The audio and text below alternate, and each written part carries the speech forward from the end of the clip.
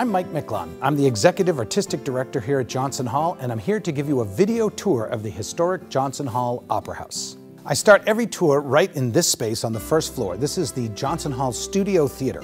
It is a small black box theater space that seats about 125 people.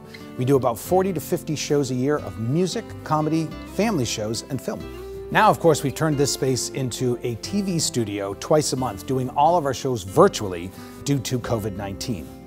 But an interesting note about this space historically is that it was originally the livery stable for the Jonson Hotel that was next door.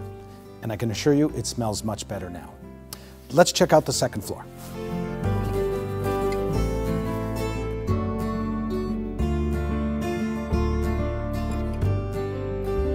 So here we are on the second floor of Jonson Hall, and when we get done with this construction part, this will be our brand new lobby for our brand new theater on the third floor.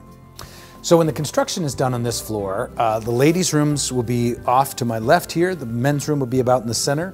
The furthest end will have a green room for the performers, and there'll actually be a loading dock that'll take their gear right up through the stage.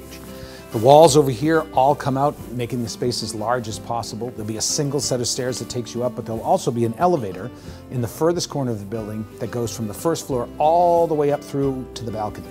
And just over here will be our concession area and bar.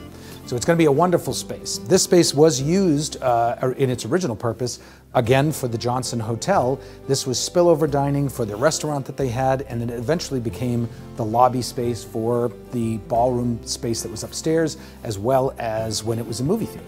Now let's go see my favorite part, the third floor.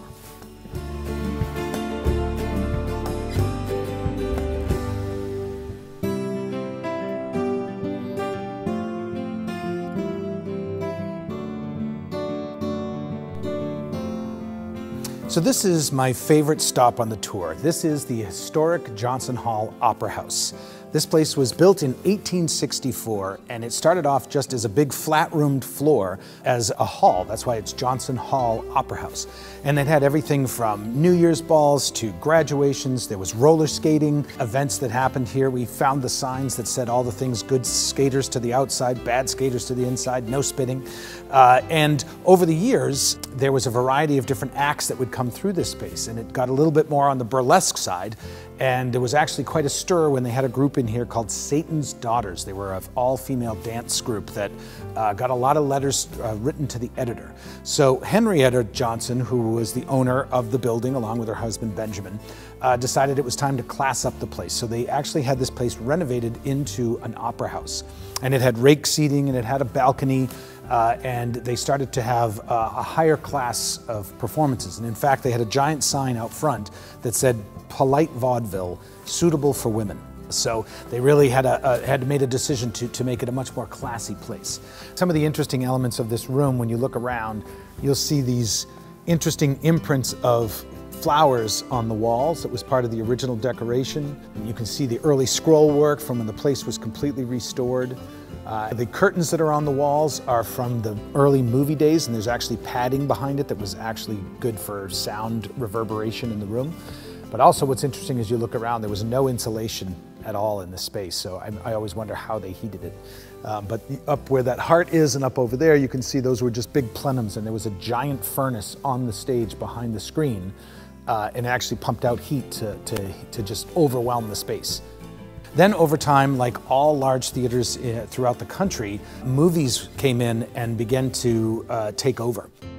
This place was eventually renovated into a movie theater. That's why the stage is pushed so far back now, because in its last life, that it closed, I believe, in 1956, is when the last movie played here.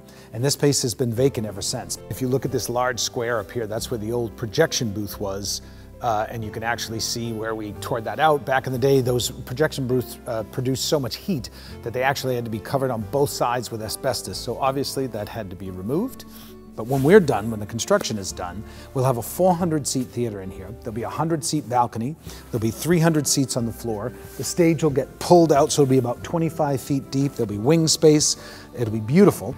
And one of the only couple of elements, historic elements, that will actually stay a part of this project is the gold proscenium edge will be completely restored and put back, as well as the complete front apron of the stage will be pulled out to the front and completely restored. The elevator will be over in this corner, and it'll come up again from all the way from the first floor and be able to take you up, stop on this floor, and then stop in the balcony.